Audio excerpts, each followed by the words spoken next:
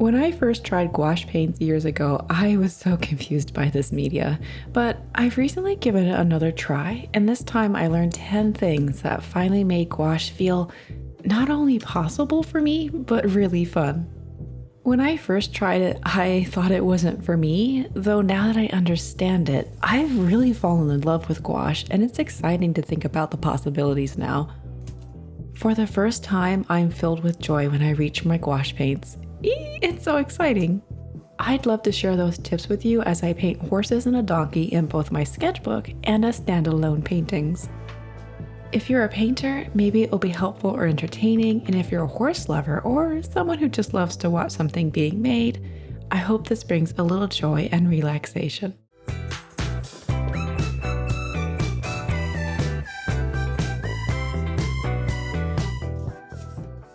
To get started, I'm using a wet palette to keep my paints nice and workable, and I have an assortment of basic primary colors in warm and cool versions.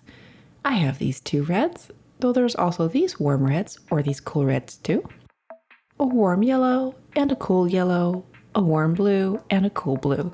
These few colors, along with white, let me mix almost any other color I could want. Just understanding what gouache even is has helped so much. It's a water media, much like watercolors, but opaque with a matte result. Thinking of it as an opaque watercolor and as a matte paint helped me understand it better than the first time I tried it, and helped me understand why it looks and feels the way it does. When you understand what paint actually is, it starts to unlock all sorts of techniques and possibilities and gives you a path forward, instead of being clueless like I was years ago.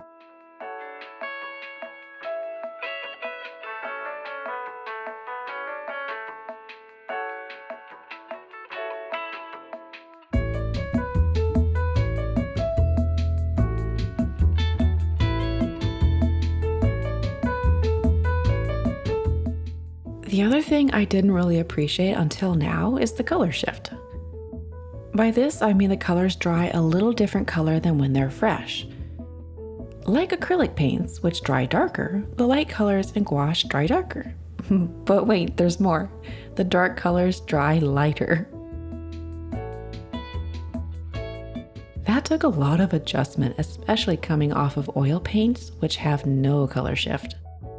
Mostly, this meant that I had to get used to consciously thinking while mixing my colors, and if I wanted contrast, to add more contrast than I thought I needed. So, brighter lights and darker darks. This chestnut horse was easier to mix the right colors and contrasts than the others for some reason. As I painted the others, I was reminded how much I really needed to pay attention to the color shifts to create the results I was hoping for. Since my gouache experience is limited, I have a whole world of techniques to explore, and I really wanted to see what techniques I learned from oils and acrylics would transfer.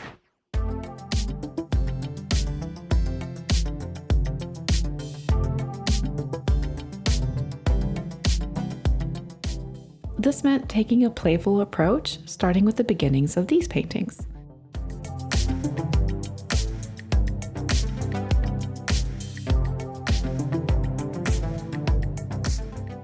For this chestnut horse and rider, I tried out a thin wash of burnt sienna as an underpainting and slowly built up my other colors.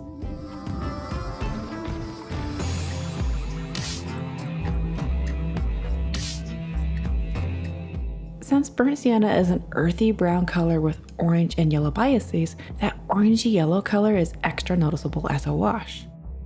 I find this makes a great starting point for chestnut horses.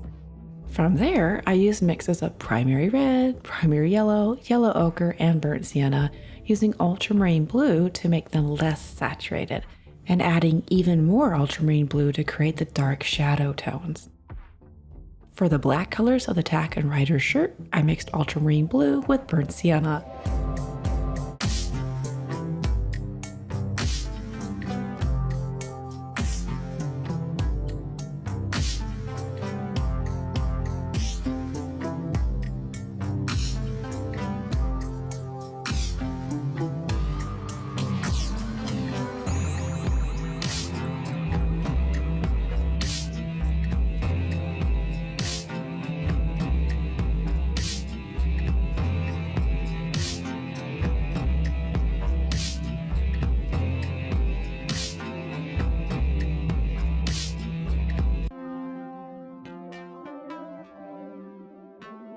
I was a little undecided about the background, but testing out some swatches on the tape and waiting for them to dry helped me settle on a nice minty green blue color, which I thought complemented the reddish orange tones in the horse's coat.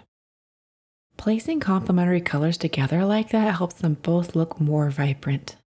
I thought this made the painting feel like those cool vintage horse posters from the 1920s, and to really drive home that graphic arts feel, I painted the horse's shadow in pure ultramarine blue. The graphic designer in me is so happy. I love it.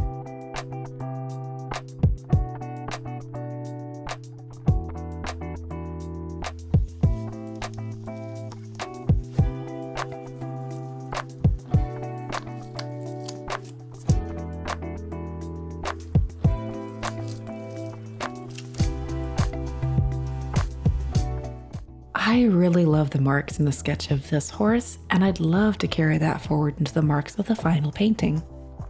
Lately, I've been thinking a lot about how painting is almost just an extension of drawing, but with thicker lines, and I feel like this sketch and the painting could really illustrate that. Also, if you're enjoying this, don't forget to boop the like button. Feel free to boop the snoot, but I'd really appreciate it if you click the like button too. If you'll bear with me for just a second, I took a very quick break from the gouache to start an underpainting with my pearlescent watercolors. I did this because I have this pearlescent purple, and I love using pearlescent purple with oil paints when painting bay horses, as it really helps to capture that shimmer bay horses have in the summer. It's an opaque watercolor, so is it really a diversion? Maybe not. Anyway, back to the Winsor & Newton gouache with that burnt sienna again. Speaking of watercolors, water control is big with gouache paint too. This time it was a little easier because I learned some basic water control from acrylic painting, though now with this media, water control is even more important and also more fun. For example, more water creates washes much like watercolor paints, so that's kind of fun. I particularly found washes helpful as underpaintings. Using less water makes it easier to paint in thicker layers and start to mimic the look of acrylics or oils if desired. Without any water on the brush, it's possible to create a dry brush result too. That results in marks that are shorter, streaky, and really let the paper texture show through. I found there's such a range of marks that can be made between washes, thin layers, thick layers, and dry brush, and it took a while to get the hang of it. Though now that I am starting to get comfortable with it, all these mark-making opportunities are really exciting to play with, especially as I explore how different brushes and different paper can impact that too. By the way, the sketchbook I'm painting in is a Royal Talents art creation sketchbook, so it has smooth tooth and 90-pound paperweight, so moderately heavy paper. Maybe not as heavy as a watercolor sketchbook, but heavy enough for gouache without totally warping. The other paintings are on cardstock that's just a little thicker, as I really wanted to take some sketches from that book and print them out at 5 by 7 inches so they would be easy to frame. I'm not sure if that's the best paper for painting with gouache, but given this is an experimental practice project, it works for now. It kind of mimics a medium weight hot press artist paper, so it's not too bad. This next one is probably what I think is the most unique and coolest aspect of gouache: reactivation. Unlike acrylic or oil paints, gouache layers can reactivate as new layers of paint are applied. This means the water in the brush and the next layer of paint can moisten the bottom layer, causing the bottom layer to act like fresh paint again. This can also cause both layers to mix together. This is both a challenge and an opportunity, since you can view the paper as an extension of the mixing palette. Or at least I did. Something about viewing it that way made it easier for me to roll with the reactivation instead of fighting it. Does anyone else think of it that way? Again, I found that water control also impacts how much previous layers reactivated. More water, more uncontrollable reactivation. By the way, reactivation is a characteristic of traditional gouache. Traditional gouache is made from gum arabic and pigment, just like watercolor paints. But there's a second type of gouache called acrylic gouache. This one is made from acrylic emulsion and pigment, so it's made from plastic and color, and because it's plastic, once it dries, it won't reactivate prior layers, just like acrylic paints. So while it's made to look and feel like gouache, acrylic gouache won't give the same challenges and opportunities of traditional gouache.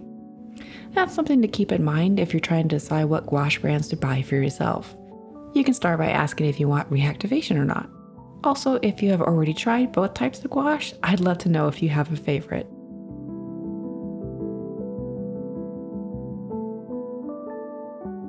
This next tip I found transferred from my oil painting so easily. Painting thick over thin makes it easier to correct colors, build texture, and even mimic oil painting at times. In oil painting, there's this method to paint the whole painting in one session while everything is still wet, and that's done by starting with thin layers and then adding thicker layers, which is how we avoid creating muddy colors in oil painting. There's a lot more reasons why thick over thin is important in oils, but this is what I found applies most to gouache. Like with oils, starting with thin layers of gouache and building up the painting with thicker layers of paint makes it easier to control the colors and avoid any of the struggles of paint reactivation. It's also easier to fix mistakes and make changes than if the painting starts with thick layers. That last part I found was key. Once the thick layer goes down, it's so hard to change its color with more paint. It often just gets muddy and then looks overworked. Speaking of overworked paintings, this horse nearly got away from me. There was a moment when I really struggled to get the colors I wanted, and as I added more layers to fix that, it started to look muddy. Sometimes that just happens. Even so-called ugly paintings have their purpose in our artistic journey, as it's just as important to learn what we don't like in a painting as much as what we do like. I guess in that way, there's no such thing as an ugly painting, as they serve a beautiful purpose. So, just as I was wondering if I should accept it had its place as practice, I decided not to give up on it just yet and try to make a couple impactful final efforts. Much like how I often start a painting, I applied the darkest shadow colors I could. That helped a lot, so then I added the brightest light tones in a few key areas, like around the eyes and muzzle, and then called it good. I was recently listening to an Art Juice podcast where the hosts were talking about the value in taking time to look back on their art and progress, especially documenting the process to see what really mattered to them. Louise Fletcher said that there were pieces that, in the moment, she wanted to keep up momentum and just finish, and later, after looking back at the progress photos, she realized she had covered layers she really liked, and she felt if she had given herself some time, she wouldn't have covered up those layers. Given how quickly I can finish gouache paintings, I've been thinking a lot about this. About giving a piece some time to breathe, and me some time to think how I really feel about it. I feel like this comes naturally with my sculptures or oil painting, as I often must wait a few days for layers to cure, and then I get busy with life. And so when I come back to the project, I have fresh eyes and I'm just not rushing as much. Those media force breaks. Now that I've had some time away from this bay horse and got to look back at the footage, it really wasn't that bad. True, it's not the same shade of bay I had in my head, yet it's a nice bay and it has those sketchy, drawing-like lines I wanted, so it's a success. I wonder if I had continued to work it in the pursuit of the exact shade of bay I had in my head, if it might not have worked at all then. This next tip I learned was a little surprising to me at first, because remember I said painting thicker layers in oil painting works really well? Well, I had to be mindful of how thick I applied my layers, as I learned gouache can't crack if it's too thick. So while impasto is probably not a good option for gouache, it's still possible to get some nice texture with my brush strokes. They just won't be as sculptural as oils or other media.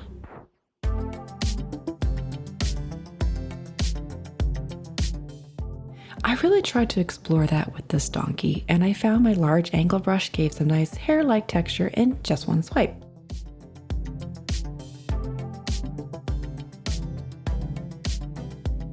It was a fun way to create a sense of the donkey's scruffier coat and coarse, upright mane.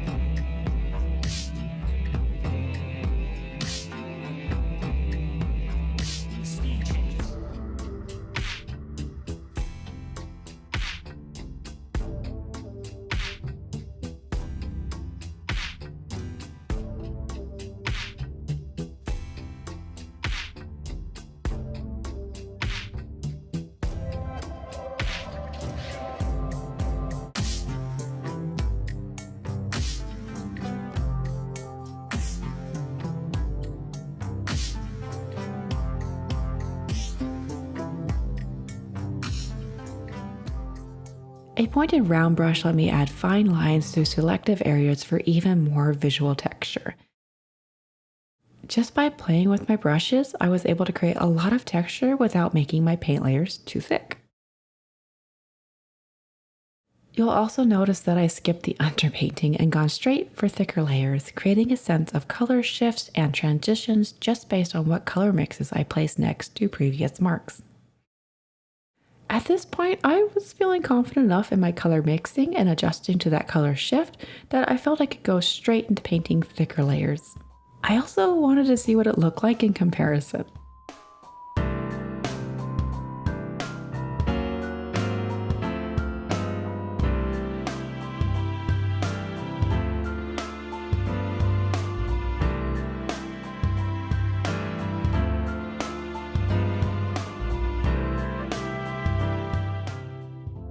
When I first tried gouache, I wish I would have known how to start out in a way that was budget friendly, how to grow up to new materials, and more importantly, why they are all different and how that mattered to my art.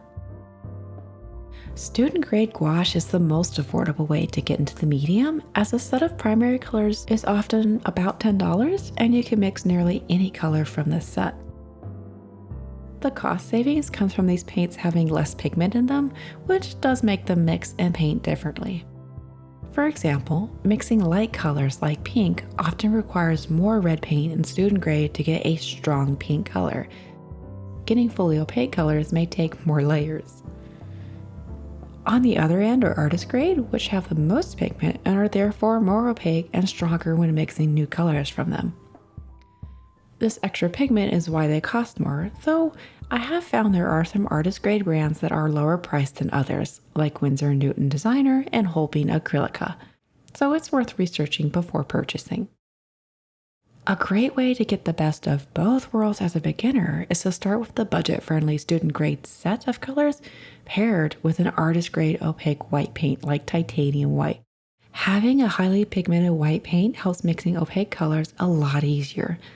For example, when mixing that pink color, sure, I would have had to use more student red, but the artist's white would have made it way more opaque, so I could paint in less layers once I got the right pink mix. I wish I would have known about that tip when I bought my first set years ago, as it would have made my experience more enjoyable and reminded me that there are more options to grow into as I went to replace my student paints as they ran out.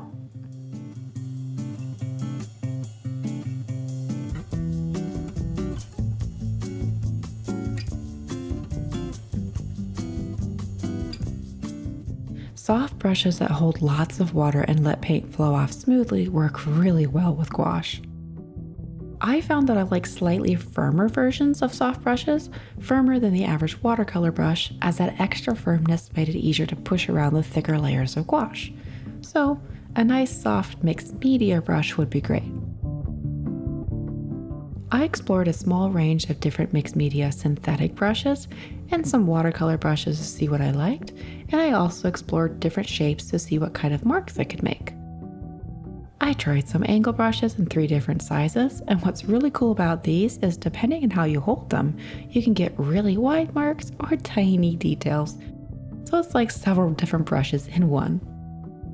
These ones also gave me expressive textures with ease. I also tried square brushes, which give wide lines, and if you turn them, thin lines. This set didn't let the paint flow off as smoothly as the others, however, that made them a lot easier for dry brush techniques. I also tried some filberts, which are similar to the squares, but have a rounded look to their marks, and I find the curve makes them really easy to blend different colors together on the paper. The blended result is very soft. I'd love to explore more brushes, so if anyone has favorites for working with gouache, I'd love to hear your recommendations.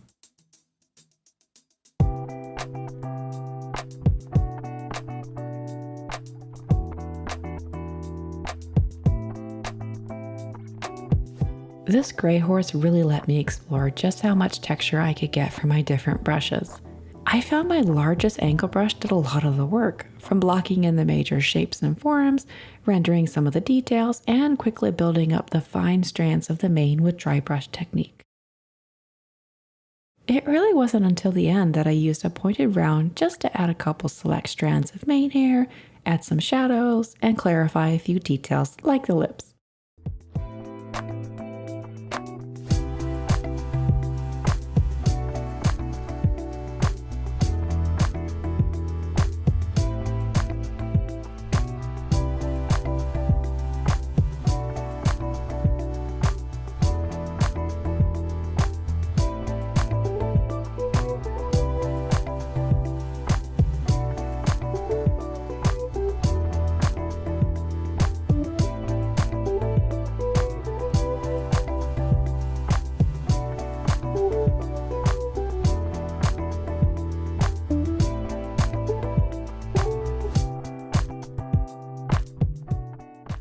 This horse was also a great study in painting a horse that looks white without using any totally white paint. Even the areas that look very bright white are actually a soft blue and only look white because they are right next to darker shades of blue, purple, and brown.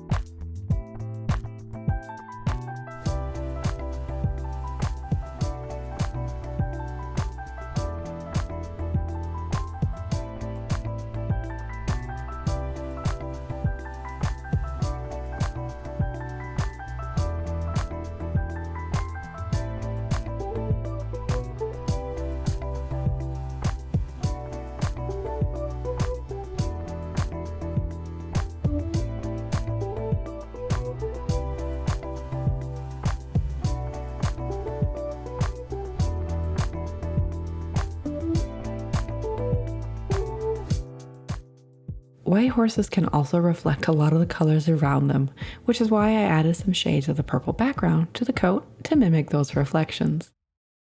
On one hand, it's such a simple color, but actually painting it results in so many possibilities and lots of challenges and opportunities. This painting has really deepened my love for gray horses, and I'm excited to try painting all the different shades they come in.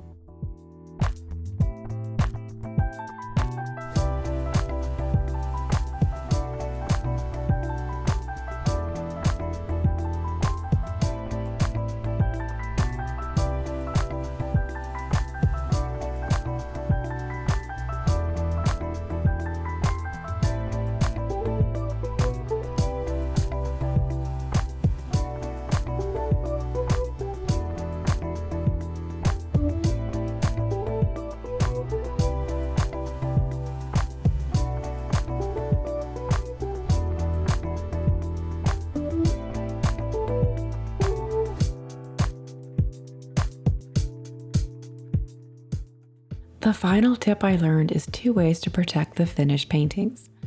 The first tip is the same as with watercolors, which is just to put them behind glass, especially UV protective glass. I learned this is probably the best way to protect gouache paintings from the environment.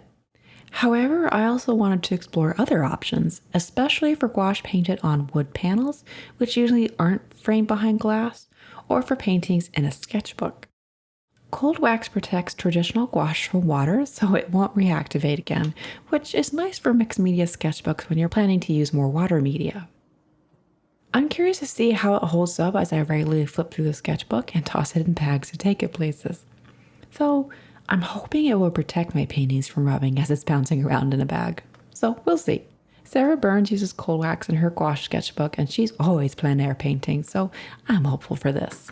I just applied a thin layer with my glove and I used a lint-free towel to rub away the excess and then let it cure for a couple days. It gives a nice satin sheen as well and it deepens the darker colors, almost like a varnish.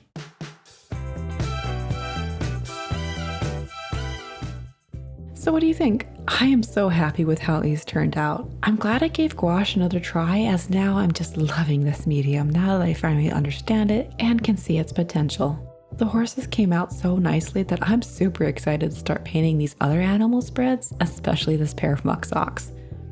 Ooh, more landscapes too. I'm so excited. There's just so much I can do. If you're curious to see more of my equine art, my painting adventures, or my other projects like animal sculptures and printmaking, check out my playlists below or subscribe to see what I make next. Also, if you want to learn gouache painting alongside me, I've included a list of resources I'm finding really helpful. In the meantime, I hope this brought a little joy and you might enjoy this next video. Thank you so much for watching and bye!